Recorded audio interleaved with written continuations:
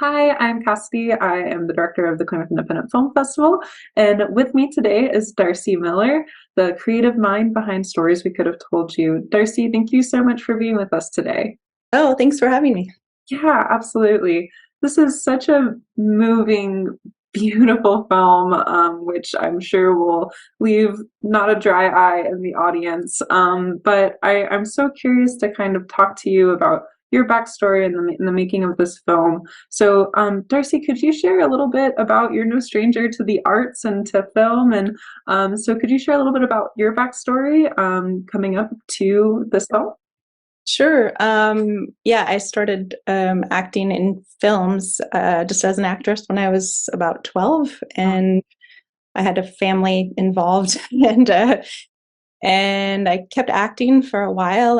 I'm from New York originally, and then I started writing and combining the two, and found that it was just a wonderful way to bring out all the craziness in my head.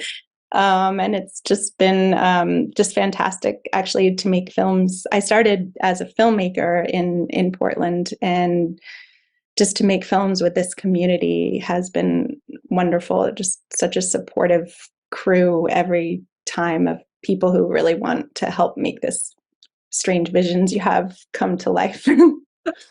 I love that, and I'm sure almost every artist can relate to that. Like just feeling like getting your thoughts out in some form, some medium, can really help, and also just be able to relate to other people. And so that's beautiful that the community.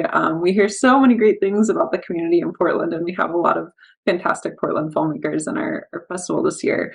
So yeah, you kind of started the See in the Dark Productions. Can you talk a little bit about what that name means to you, kind of how you started your production group and the films that you've made?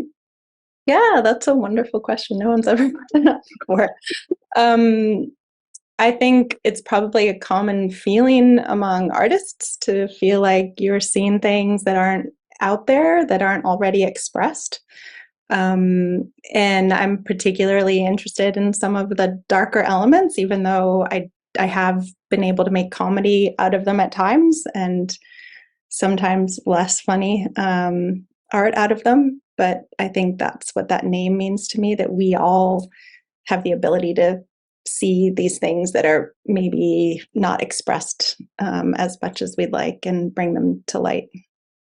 Yeah, wow, I love that. Oh my gosh. And I mean, obviously, Stories We Could Have Told You definitely touches on some of these kind of harder issues regarding mental health and protecting your loved ones. So you actually got to make this film with your own daughter. So how did you balance that line of making this beautiful and kind of dark and deep film while also still protecting your daughter and making sure she only feels like that love from you? Yeah, that's a very good question as well. I mean, so I guess the very specific answer would be that she's not allowed to see this film. It's my highest level of protecting her. But she's very interested in the animated portions.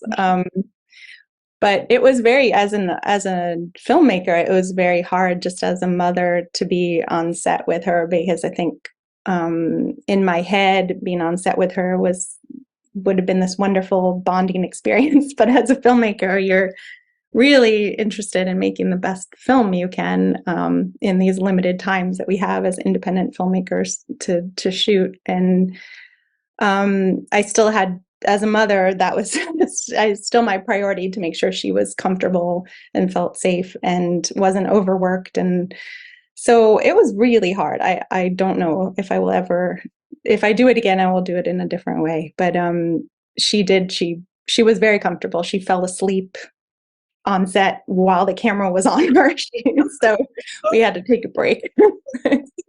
Absolutely. That really shows the highest level of comfort there. So it Yeah. sounds like she was having a good But she had just turned 4 when we shot it, and she shot for like 8 hours. So I was very impressed with her. I thought it would be a quick shoot, but of course, Yeah, seriously. Wow, that's so interesting. So, I mean, she just turned 4. So, did she know her lines? Like, how did the lines work and shooting these scenes with her kind of go? Yeah, I thought about that a lot before I did it. We'd kind of feed them to her. She is very drawn toward acting, and so if you give her a line, she is very willing to do it. I can't say that of my other daughter. She would be up for it, but Yeah, absolutely. Well, you touched a little bit on the animation, and so I love how this whole film kind of comes together and coalesces with the live action and the animation, and the music as well. So we were lucky enough to talk with Zach. He has his own film in the film festival as well, and he couldn't say enough things about how great it was to work on this project. So how was it kind of sharing your vision and trusting like another animator to really put that out there and give you what you were looking for and hoping for with the film? yeah, Zach was his work in this is so instrumental. I mean, I can't even imagine who else could have done anything like this. The creative ideas he came up with just matched entirely like my creative soul. I just really appreciated him. Um, yeah, I mean, I think generally like the way I worked with him, and I really looked at his films and just felt immediately drawn to his work and the way he saw things and the way he expressed them. And then I just gave him a lot of creative freedom. We had the stories recorded so he could hear the way they were read and the feeling in them. And he had the stories, and yeah, I rarely argued with him. If I tried to argue with him, he'd prove me wrong. So it's a lot of his vision in the animation. Yeah, absolutely. And it's funny, I'm just now realizing this, but his film is called An Evening with Father, and it's a very different animation style and a very different story. But it is still kind of show these parent and children relationships in a very different form. But I do think that's interesting that kind of both of his animation projects in the film festival kind of ended up being about that topic. But yeah, so my next question is kind of touching on this huge theme of mental health. And um, what do you hope that people maybe take away from stories we could have told you, or how do you feel film can play a role in having this big conversation about mental health be more regarded and taken seriously in today's society? Well, I've always thought film has a great service, and that it makes us deal with these things, whether or not we go home and talk about them or deal with them outside of being in the theater, hopefully in the theaters.